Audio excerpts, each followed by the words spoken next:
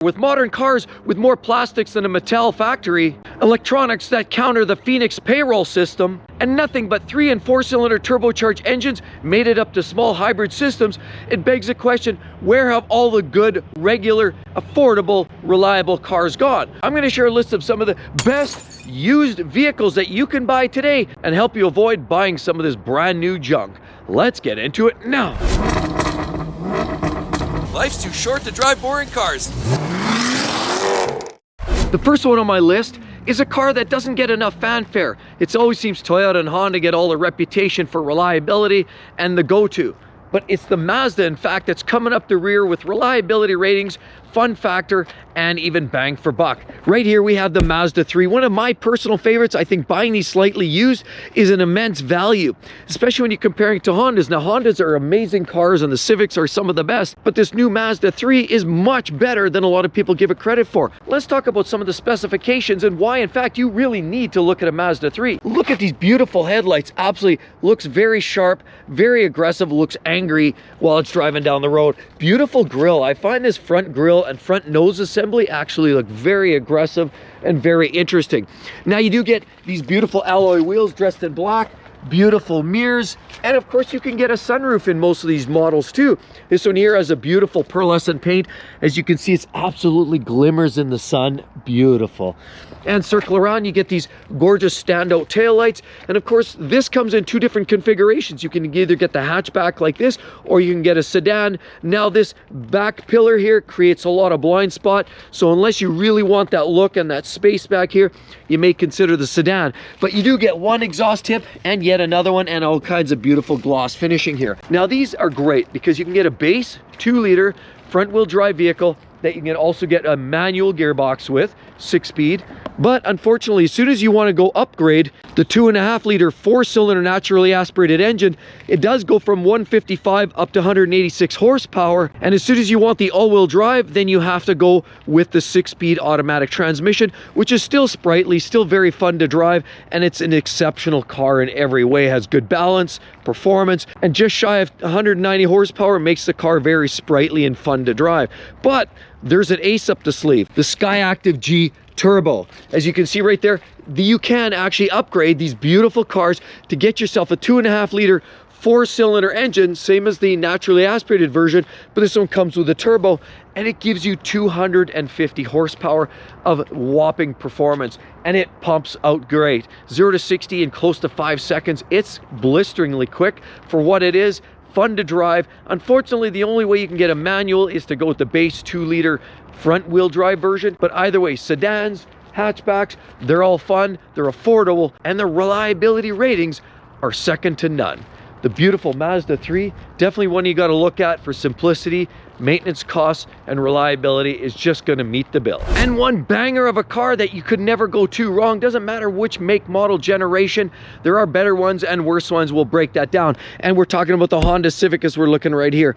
If you buy a Honda Civic in the late model generations, the LX, DX, as well as the SI are models that you can get with the manual transmission, which is more reliable because unfortunately, back in 2014, they switched out the torque converter automatic transmission, which was a wonderful 5-speed auto piece, and they put in this CVT, the continuously variable transmission, which now has had some reliability challenges. Then in 2016, they also upped the ante and they introduced this new L engine, which is a 1.5-liter turbocharged 4-cylinder engine under almost every variation unless you're buying the base model. Now the base model is the version to go with in a late model trim of a Honda Civic. You go with the naturally aspirated 2-liter. It's ultra reliable. It doesn't have any kind of issues. It's long standing, it doesn't burn oil, it's cheap to maintain, and it's problem free.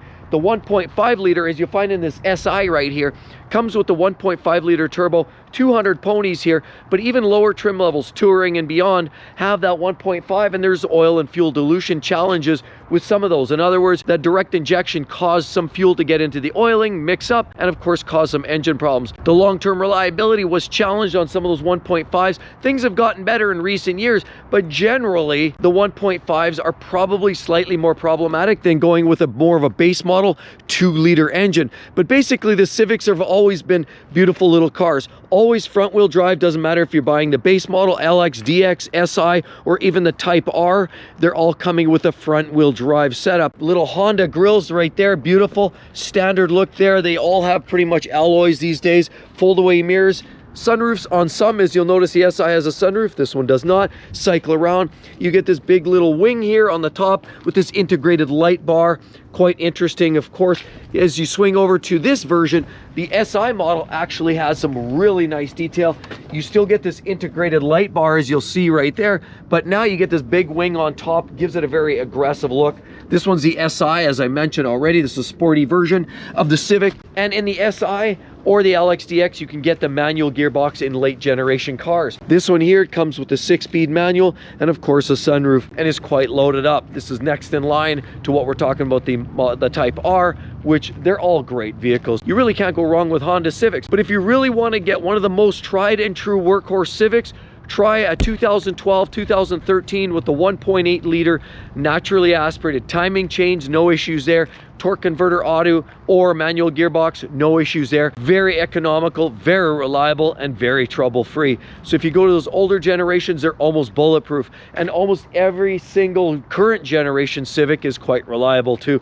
Really can't go wrong, and the Civic is one that you just can't dismiss. Another one on the list is this vehicle here. Now, not too many people are ever going to brag up Ford and say they're going to talk about them being on the top reliability list, but this vehicle here is one that actually does rank very, very well. Cars.com, a lot of customers say ranked as very highly, and it seems to be JD Power and Associates also ranks the Ford Fusion as one of those vehicles that just is clearly worth it. Now, in 2020 was one of the latest years that they produced them. They've been around for many years, and a lot of customers love them. They've changed drivetrains throughout, but the Fusion, built by Ford, has many different ways approach. Here we have the EcoBoost all-wheel drive, and the EcoBoost has had some shares of issues, but you can get a variety of different drivetrains. You can get a 175 horsepower, 2.5 liter 4-cylinder engine, made it up to a 6-speed automatic transmission. You also get a 1.5 liter turbo that makes 181 horsepower, also up to a 6-speed auto. And the Whopper is the 245 horsepower 2 liter turbocharged EcoBoost that puts down great performance. You get all-wheel drive in that setup, as well as a hybrid drivetrain. And because we're talking about the 6-speed automatic transmission, you've got a torque converter. There's a few early generation cars in the 2012 to 2014 range where a few customers talked about shuddering and transmission shaking, but generally speaking, this car is a vast improvement from the outgoing Ford Taurus. The Ford Taurus had issues with transmission, engine issues, coolant leaks, heater core problems where you've got to disassemble half the interior, and a whole host of quality challenges. The Ford Fusion steps up the game drastically, and you can see a lot of the detail. Laser cut wheels, you get these beautiful mirrors, of course, two-tone handles, and you get a sunroof here as well. Look, little wing on the back. So not only is it relatively reliable, it's relatively affordable, and it's under the radar for durability. Most people write these off and assume they're junk, but they're actually a lot better than most Fords. So if you're looking for something relatively affordable, simple, easy on the pocketbook, the Ford Fusion may have you covered. Here's one that definitely makes the radar for reliable cars, everyday vehicles. You're definitely worthy of buying used because they will likely last almost forever. And we're looking at the tried and true products from Toyota, as you see right there. This one's a hybrid because it's got the blue, but it is a very attractive car with the updated style of headlights on these vehicles. This is clearly a lower spec trim, and I'll explain that. You get sort of base hubcaps right there, and you get some base mirrors. You don't get a sunroof. It is a very low grade here, but you can step up to an SE or XSE and hybrid and get all kinds of extra upgrades. The wheels, you can get from a 15 or a 16-inch wheel on the base model, you can step up and get an 18-inch wheel in the SE or XSE models. But as you circle around, you'll notice these ones have the LED taillights, and this is an LE hybrid vehicle right here. As I already mentioned, because the blue, that gives it away, and the Corolla is one that everybody has trusted for many years. The interior, very hard-wearing, basic fabrics that are easy to clean and outlast the test of time. The entire vehicle is one that is easy to live with for families, young people, old people, and everybody all the way around. These are ultimately easy to use. And since 1966, and the first generation of the Corolla came out, people have trusted these forever. In this latest generation, they come with a front-wheel drive drivetrain. Of course, that does give you all-wheel drive with the hybrid setup, but the base model gets front-wheel drive, 2-liter, naturally aspirated, pumps out a massive 2 liters of displacement under the hood that produces an exciting and exhilarating Not so much.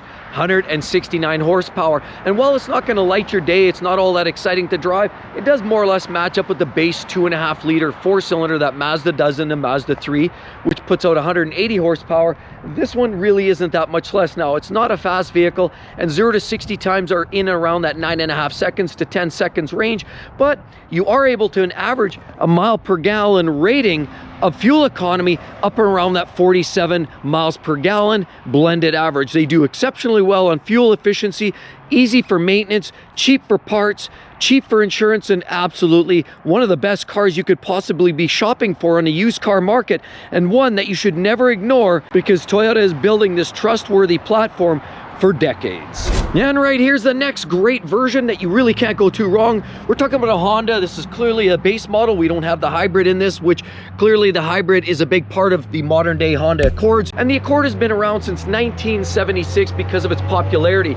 It competes head to head with the Toyota Camry and many other mid-size sedans, particularly in the Japanese segment. This is the latest generation of the Honda Accord. You can get a base 1.5 liter turbo 4-cylinder engine, or you could step up to as well a 2 liter 4-cylinder engine with a couple of electric motors. The base engine gets you about 190 horsepower, where the upgraded hybrid version gets you about 204 horsepower, 0 to 60 7.2 for the base, and as well we're talking 0 to 60 6.5 seconds for the improved version with the hybrid system. They both come with CVT. Unfortunately, the best model that you could get with the Honda Accord was the last version, the 2018 to the 2020 version. You could get a manual gearbox, and you could mate it up to a turbocharged 2 liter, which produced some of the best performance you could possibly imagine in this segment. And that sport trim made for a very peppy, very fun driving experience, and you could have your cake and eat it too. You could drive the kidlings around, the whole family could fit into the car,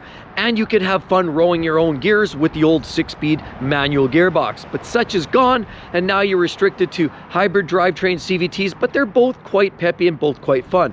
Now, with that said, you know, the Accord, they've had a few issues, a few quality challenges along the way with some of their CVT transmissions, and that's why their reliability ratings have sort of toppled slightly. On top of that, the 1.5 liter turbo engine and the oil fuel dilution challenges that we've heard about in the Civics and many other Hondas have come and gone. A lot of those problems have largely been sorted and dealt with management of different oil and reprogramming, and most of those troubles have more or less sailed away.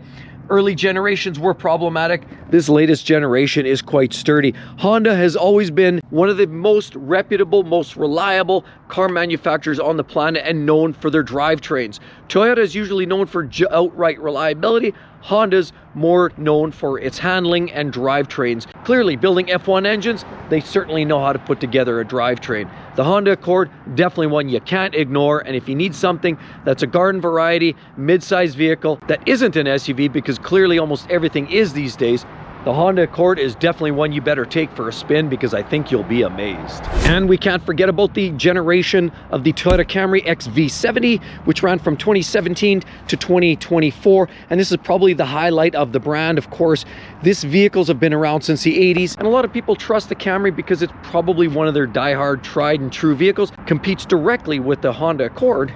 And these vehicles are great because you have a lot of great styling accents. You got great headlights. This has the smaller wheels. No sunroof, although for a small upgrade in the SE you can get a sunroof and a larger wheel package. But this one here has some great details. Nice upgraded tail lights, black lettering, love that. This is the SE, but this one here looks like a slightly downgraded version. But these cars come with great amenities, features, upgrades like heated seats, heated steering wheel, sunroof. In many cases, you can get a few different drivetrains that are known for absolute reliability. The naturally aspirated 2.5 liter 4-cylinder runs side by side, mated to the front wheel drive. You can get an upgraded all-wheel drive system. You can also get a detuned 2.5 liter 4-cylinder coupled up to a hybrid drivetrain and a 3.5 liter V6. Those are some of Toyota's bread and butter drivetrains. And now, unfortunately, they're going strictly hybrid for this generation 2025. These are the ones you want to get. You still have lots of great naturally aspirated engines in there to choose from. With a little bit of hybrid, you literally can't go wrong with this generation of the Toyota Camry. And with all of that said, maybe you're just looking for a couple of fun reviews right there and right there. Be sure to head on over to 6Speed Car Reviews, my other channel. Give it a look. Check out some of those great car reviews. And as well, don't forget to subscribe while you're over there. Hope to see each and every one of you on the next one. We'll see you real soon. Bye-bye.